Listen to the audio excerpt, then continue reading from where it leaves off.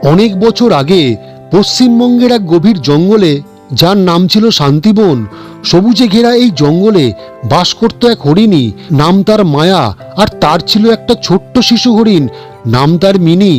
মায়া ছিল মিনির চোখের মণি, আর মিনির কাছে তার মা ছিল প্রাণের চেয়েও প্রিয়।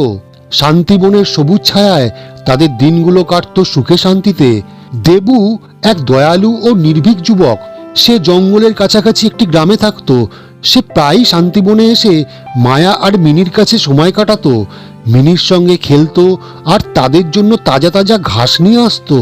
মায়া, মিনি আর দেবুর মধ্যে ছিল শুধু তাদের হৃদয়ের ভালোবাসা আর মনের সাহস। এক সন্ধ্যায় আলো ম্লান হতে না হতেই এক ভয়ঙ্কর ঘটনা ঘটল। মায়া মিনিকে গাছের তলায় রেখে একটু দূরে ঘাস খেতে গেল।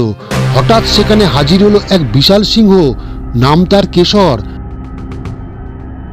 মায়া কেশরকে দেখে ভয়ে কেঁপে উঠল।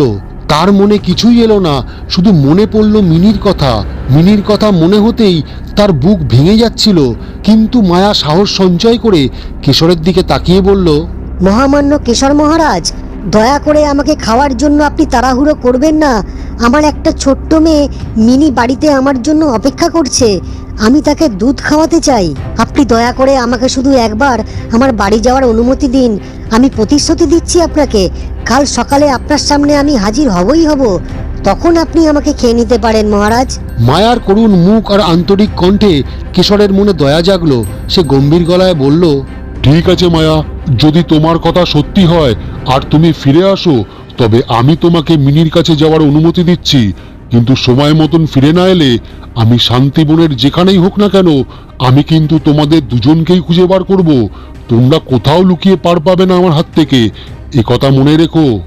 মায়া কেশরকে ধন্যবাদ জানিয়ে বাড়ির দিকে রওনা দিল। পথে যেতে যেতে হঠাৎ এক বানর, যার নাম ছিল চঞ্চল, তার সঙ্গে মায়ার দেখা হলো। চঞ্চল ছিল শান্তিবনের এক চঞ্চল প্রাণী। সবার সঙ্গে হাসি মুখে কথা বলতো সে, কিন্তু বেশিক্ষণ কোথাও সে থাকতো না। সে মায়ার দুশ্চিন্তার মুখ দেখে মায়াকে জিজ্ঞাসা করলো, আরে মায়া, এত করুণ মুখে তুমি কোথা থেকে আসছো? সারাদিন কিছু খাওয়া হয়নি বুঝি? তোমার মুখ এমন ফ্যাকাশে কেন? কি হয়েছে বলো তো আমায়। মায়া চঞ্চলকে কেশরের সঙ্গে তার প্রতিশ্রুতি কথা বলল। আরে একই মুশকিল করেছো মায়া, কেশরের মতো সিংহের কাছে প্রতিশ্রুতি করে ফেলেছো। তবে শোনো, আমি তোমাকে বলি, সিংহের কথায় ভয় পেও না। তুমি মিনির কাছে যাও, তাকে ভালোবেসে দুধ খাওয়াও। কেশর যদি তোমাকে খুঁজতে আসে, আমি শান্তিবনের গাছগাছালিতে লুকিয়ে থাকবো আর তাকে ঘোল খাইয়ে অন্যদিকে পাঠিয়ে দেবো। তুমি কোনো চিন্তা করো না। তবে এইভাবে তো আমি বেশি দিন তোমাকে আগলে রাখতে পারবো না। কেশর ভীষণ ধূর্ত, এর একটা চিরস্থায়ী ব্যবস্থা আমায় করতেই হবে। ঠিক আছে, আমি বনের আর 4-5 জনের সাথে কথা বলে দেখছি ব্যাপারটা কিভাবে সামলানো যায়। যাও যাও, তুমি বাড়ি চলে যাও মায়া, আমি দেখছি। তুমি একদম চিন্তা করো না। না চঞ্চল, না, আমি প্রতিশ্রুতি ভাঙতে পারি না। তবু আমায় তোমার আশ্বাসের জন্য তোমাকে আমার তরফ থেকে অনেক অনেক ধন্যবাদ। প্রতিশ্রুতি? কিসের প্রতিশ্রুতি? নিজের জীবন বিসর্জনের প্রতিশ্রুতি? তুমি ভুল করছো মায়া। ঠিক আছে, তুমি যা ভালো বুঝো সেটাই করো। আমি তবে চলি, যাই, আসি মায়া। এই বলে চঞ্চল জঙ্গলের গভীরে অদৃশ্য হয়ে গেল।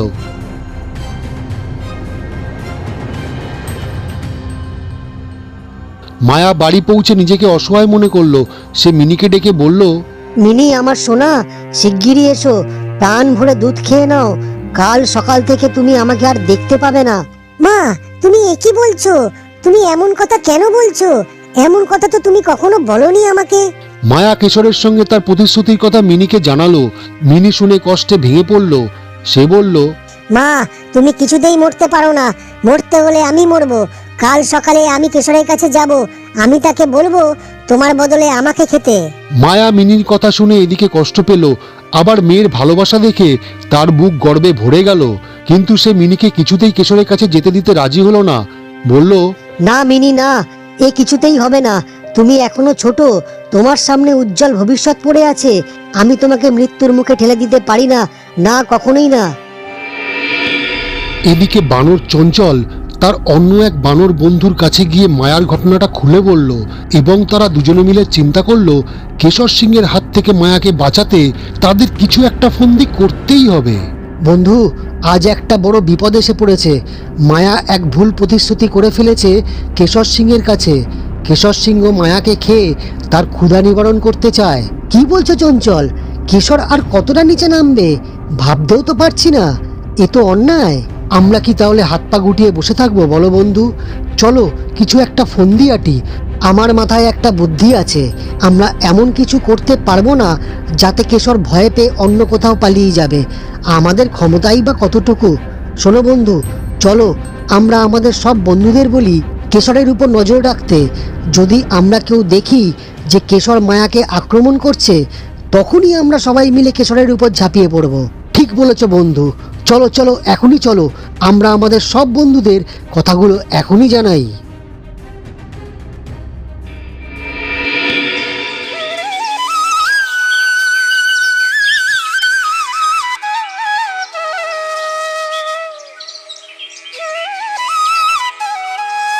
পরের দিন সকালে দেবু শান্তিবনে এসে পৌঁছালো। মায়া দেবুকে সব খুলে বলল। দেবু শুনে বলল, মায়ামিনী, তোমরা ভয় পেও না। দেখো, আমার হাতে কিন্তু কোনো অস্ত্র নেই, শুধু আছে আমার সাহস আর তোমাদের প্রতি ভালোবাসা। আমি কেশরের সঙ্গে কথা বলবো। আমি তাকে বোঝাবো শান্তিবনে কাউকে ভয় দেখানোর অধিকার তার নেই। এরপরেই মিনি কেশরের দিকে ছুটলো। মায়া তার পিছনে ছুটলো। দেবুও তাদের পিছু নিল। মিনি পৌঁছে কিশোরের সামনে দাঁড়িয়ে চিৎকার করে বলল, কিশোর মহারাজ, দয়া করে আমার মাকে খাবেন না আপনি, তার বদলে আমাকে খান। আমাকে খেলেও আপনার পেট ভরবে। আমি আমার মায়ের জন্য এই জীবন ত্যাগ করতেও পারি। না হুজুর, আমার মিনিকে আপনি খাবেন না। ও এখনো শিশু, ওর মাংসতে আপনার পেট ভরবেও না। আমার প্রতিশ্রুতি অনুযায়ী আমাকেই আপনি খান। কেশর, আমার হাতে কোনো অস্ত্র নেই। আমি তোমার সঙ্গে যুদ্ধ করতেও আসিনি, কিন্তু আমার হৃদয়ে আছে মায়া আর মিনির প্রতি ভালোবাসা। তুমি ওদের ক্ষতি করলে আমি আমার জীবন দিয়ে তাদের বাঁচাবো। আর আমি আমার গ্রাম থেকেও লোক নিয়ে এসে তোমার সাথে বোঝাপড়া করব। দেখি এই শান্তিবনে তুমি কি করে বেঁচে থাকতে পারো। আর আমি স্পষ্ট করে তোমাকে বলে দিতে চাই, তুমি ইচ্ছা করলেও এই জঙ্গলে ভয়ের ছায়া ফেলতে পারবে না। কেশর, মায়া, মিনি আর দেবুর কথা শুনে অবাক হলো। এদের কারোর হাতে কোনো অস্ত্র নেই, তবু কেউ মৃত্যুর ভয় পাচ্ছে না। মায়া আর মিনির একে অপরের প্রতি ভালোবাসা আর দেবুর নিঃস্বার্থ সাহস দেখে তার মন গলে গেল। কেশর কিছুক্ষণ চিন্তা করে বলল, মায়া, মিনি, দেবু, তোমাদের এই নিঃস্বার্থ ভালোবাসা আর সাহস আমাকে মুগ্ধ করেছে। আমি ঠিক করেছি, তোমাদের কাউকেই আমি খাবো না। যাও, তোমরা তোমাদের নিজের জায়গায় ফিরে যাও। তোমরা এবার থেকে নির্ভয়ে বাঁচো। আর যদি তোমাদের কোনো অসুবিধা হয়, আমার কাছে অবশ্যই এসো। আমি যথাসাধ্য তোমাদের সাহায্য করার চেষ্টা করব। এই বলে কেশর জঙ্গলের গভীরে চলে গেল। মায়া, মিনি আর দেবুর মন আনন্দে ভরে গেল। তারাও যে যার নিজস্ব বাসস্থানে ফিরে গেল বুক ভরা খুশি নিয়ে। তাদের এই ভালোবাসা আর সাহসের কাহিনী শান্তিবনের ইতিহাসে চিরস্মরণীয় হয়ে থাকলো।